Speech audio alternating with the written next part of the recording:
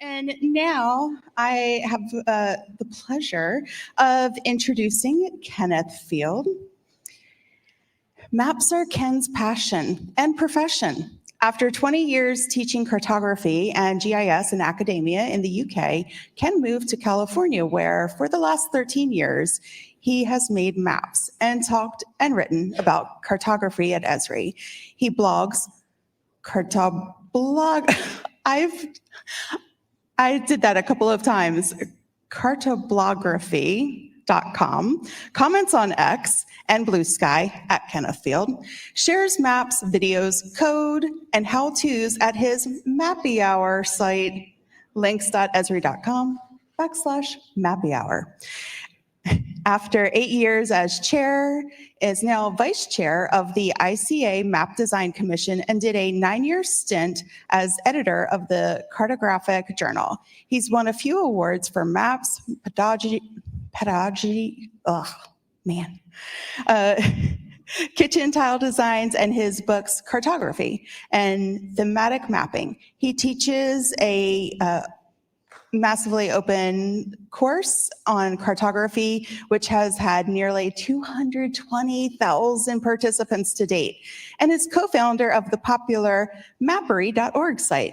He snowboards reasonably, plays drums badly, and is a long-suffering supporter of his hometown football team, Nottingham Forest. Ken, take it away. Thank you.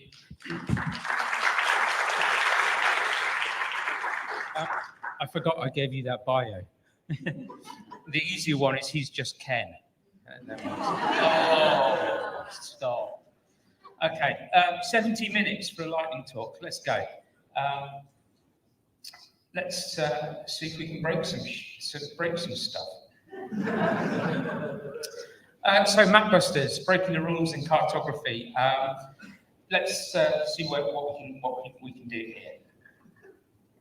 Okay, cartography is a language. We've heard a lot about best practices, and they're really part of the language of graphic design, right? Developed over time with its own anatomy, its own grammar, its own syntax, and maps fall into this graphicacy realm, which is one of the 4 pillars of communication: articulacy, literacy, numeracy, graphicacy. And we learn the language of cartography and graphic design more generally through teaching, mostly based on what has gone before and what works to make better maps as opposed to make poorer maps. From my perspective, the art of good cartography is really all about applying the science of cartography effectively. And for many, the sort of standard definition of cartography is that it is an art and a science. Okay. Well, I've just been just as guilty as perpetuating these teachings because they've really provided the cornerstone of my career and the ability to pay my mortgage, and because I believe that they largely work. Best practices, I think, exist to help people find a shortcut to what has a good chance of working, and they can get there quicker. So guides help people keep on the right track. And even recently, my colleague Ian Newlandhouse and I at Esri have dipped into the burgeoning AI scene to build Mapdoctor, because everybody else has an AI assistant, so we felt a little bit left out. It's an AI assistant designed to assist in the improvement of map design. Once you upload a map to it, it provides fairly detailed feedback of various aspects of the map's design. It's been trained on research-led best practices in cartography, sort of stuff that went into my books and many other researchers as well. But it will give you feedback based on this traditional language, this understanding of best practices thus far. It won't tell you how to break stuff. It's not designed to do that. But stuff changes over time. I'm sure you'll critique this chart beautifully, because it's pretty hideous. But it kind of exhibits how things have changed in cartography over a period of the last 5 or 6 decades, really. Sometimes things change quickly, sometimes they change slowly. So there's been a steady decline in paper maps or road atlases, for instance. There's fewer trained professional cartographers than there once were. Quick show of hands, who's been trained in cartography here? Good, that's me. So, all right, how many of you use maps? There you go. So it's all my fault then if it doesn't work, basically. Okay, maps are increasingly online then, and they're personalised now with content that reflects your interests and puts you at the centre of the map. It's different now, the map-making landscape. You've got access to news feeds and maps that are unending. You can look at your phones right now if you're bored listening to me. You can find a map to peruse. I guarantee it within a few seconds.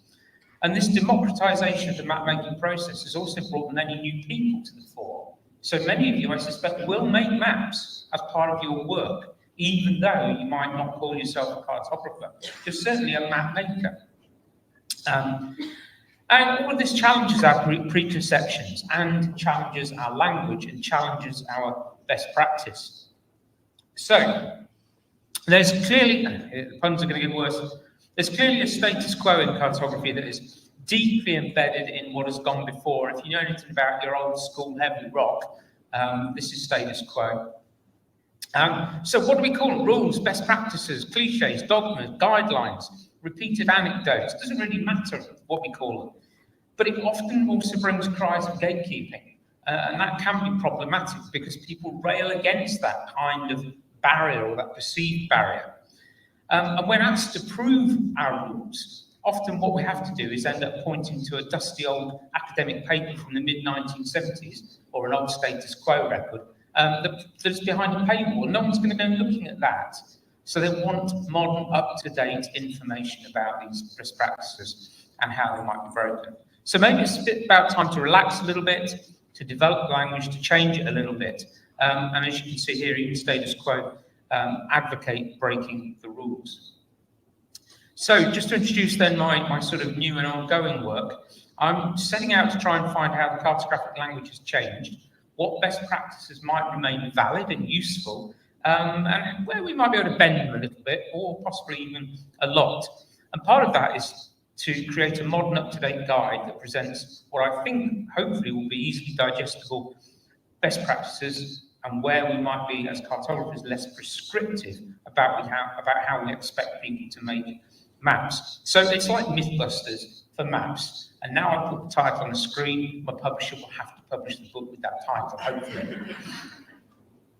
Okay, you can't read that, and it's deliberate, because this is the content of the book, and if you write it before I do, we're in trouble.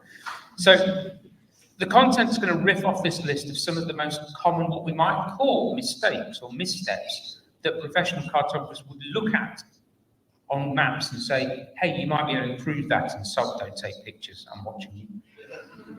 So the book's going to be split into chapters that is going to test certain aspects of map design, like colour, typography, layout, etc., etc. And each will be supported by some lightweight experiments to determine what works, what doesn't, and why. So let's take a look at just a couple of examples to illustrate the kind of direction I'm going. So here's one such experiment from the chapter on colour use, probably a sort of an example that would be familiar for most of you. Show an audience a map with a colour ramp and ask them to try and read it to decipher where the high data values occur, the low data values occur, and what are the mid-range values. Go. Now, I guarantee that this room will not be in agreement. In fact, you might not agree with your next door neighbour if you're trying to do this little mini experiment. Why? Because best practice would suggest that spectral colours and the good old-fashioned rainbow ramp, they're poor at supporting people's ability to see where values are high, where values are low, and what are the mid-range values. And of course, kind of expectedly, I'm not even showing the map. That's why you were looking blank, but thanks for telling me. Okay, so high values, mid values, low values. It's kind of difficult.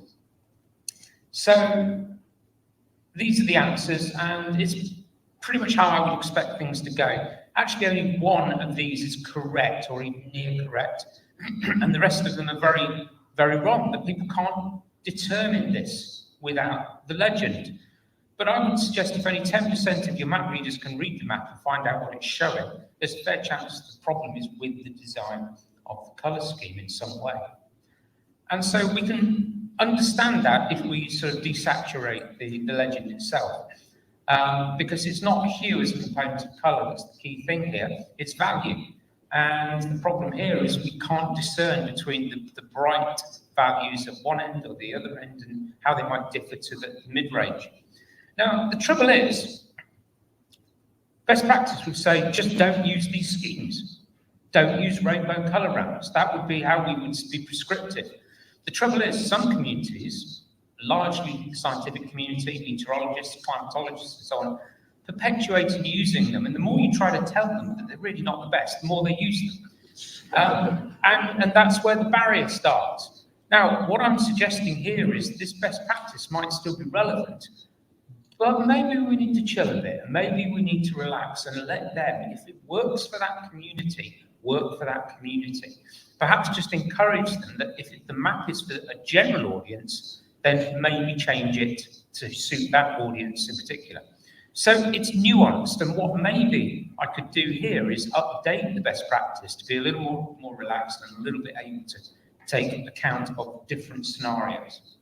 Okay, second and final example, beer. So how do we use colour to show data in geographical areas? The classic Koropeth map. Here's 8 areas. Actually, they're all glasses of beer, one view from above. Same surface area. The assumption is they must be different beers. Well, what if I tell you they're all the same beer? And why do some glasses appear darker than other? Could be because of a variety of reasons. Could simply be because the glasses have different quantities of beer, and so you'd expect light to dark as there's less beer for light to pass through. Well, that makes an assumption that each glass is the same in addition to the surface areas, but other properties of a container can be very different, right? Each glass might be a very different height and hold a very different volume, a fact you can't see when simply looking down on top of the glass. So the baseline assumption that you're looking at the same glass is impossible to verify, and your initial assumptions are flawed. Crucially, it means your assumptions about which areas are more or less relative to one another might be incorrect. How do you interpret 3 glasses that look the same? You assume they're the same glass. But again, that assumption isn't necessarily true. The colour might be a function of the type of glass and not that they contain the same amount of liquid. That's annoying.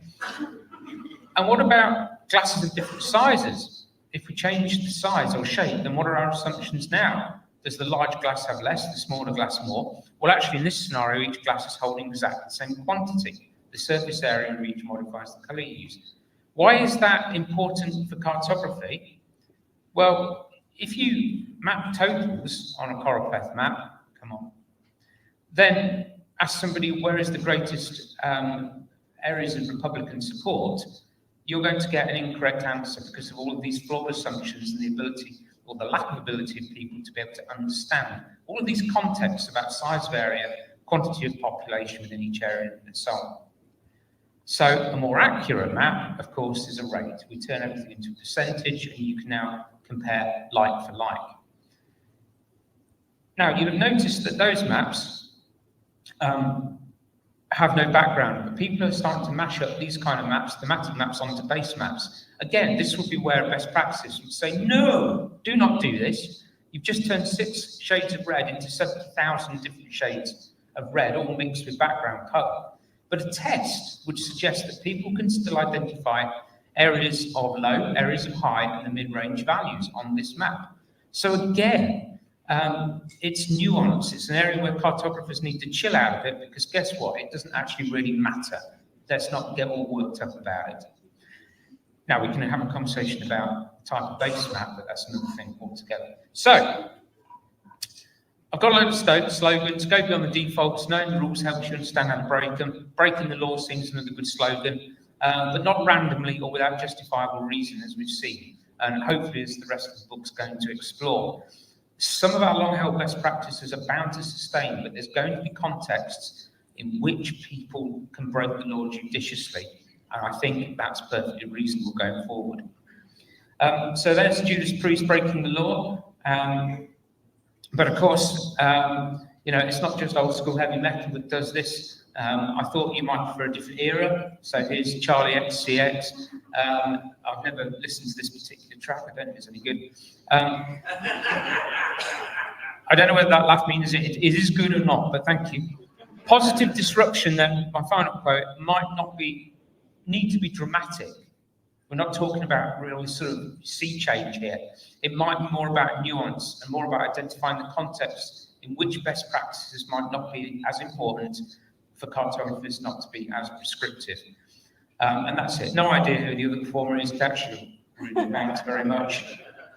And that's it. That's enough. Thank you.